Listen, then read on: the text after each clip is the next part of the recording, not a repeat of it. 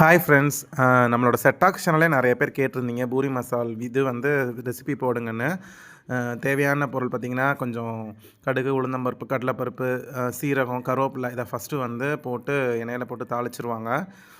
இதை நல்லா தாளிச்சிட்டு இந்த டிஷ்ஷில் மெயினே வந்து ஹோட்டல் ஸ்டைல் உருளைக்கிழங்கு மசாலில் வந்து பார்த்திங்கன்னா வெங்காயம் தான் ஜாஸ்தியாக இருக்கும். ஸோ அதனால் நிறையா ஒரு 3 பெரிய சைஸ் வெங்காயமும் 2 பச்சை மிளகாவும் எடுத்துகிட்டு நல்லா வதக்க ஆரம்பிச்சிட்டாங்க.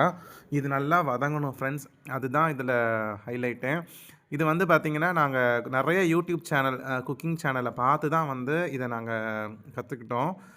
மோஸ்ட்லி நம்ம வீட்டில் வந்து பார்த்திங்கன்னா ஒரு ரெட் கலர் குருமா தான் பண்ணுவாங்க.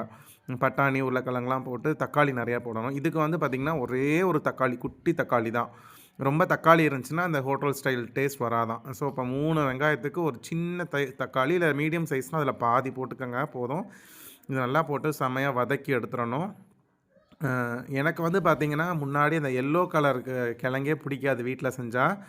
ஹோட்டலில் வேணால் சாப்பிடுவேன், வீட்டில் வந்து வேணாம் கொஞ்சம் ரெட் கலரு கிழங்கே செய்யுங்க அப்படின்வேன். பட் ஆனால் இப்பப்போ அந்த யூடியூப் சேனல் பார்த்து கொஞ்சம் பழகிருச்சு, அந்த டேஸ்ட் பிடிச்சிருச்சு. ஸோ உப்பு போட்டு நல்லா வதக்கிக்கணும். போட்டு நல்லா உப்பு சேர்த்தாலே நல்லா வதங்கிரும். ஸோ அதை வதக்கி வச்சுட்டு கொஞ்சம் மூடி வச்சிடணும். வெங்காயம் வந்து இதில் ரொம்பவும் வதங்கக்கூடாதுன்னு சொல்லுவாங்க. அதே சமயம் ரொம்ப பச்சையாகவும் இருக்கக்கூடாது. நல்லா அந்த ஒரு கண்ணாடி பதத்துக்கு இருந்தால் கரெக்டாக இருக்கும்பாங்க. அப்புறம் மஞ்சத்தூள் மட்டும்தான் சேர்க்கணும், வேறு எந்த மசாலாவும் சேர்க்கல. உப்பு, மஞ்சத்தூள் மட்டும்தான். மஞ்சத்தூள் வந்து கொஞ்சம் எக்ஸ்ட்ரா போட்டால் நல்லாயிருக்கும். ஆனால் வந்து ரொம்ப அதிகமாகவும் மஞ்சத்தூள் சேர்த்துக்கக்கூடாது இல்லையா, உடம்புக்கு கெடுதி. அதனால் ரொம்ப அளவாகவே சேர்த்துக்கலாம். ஜஸ்ட்டு ஒரு 1/2 டீஸ்பூன் இருந்தாலே போதும். இது வந்து ஒரு லைட் எல்லோ கலராக தான் வரும்.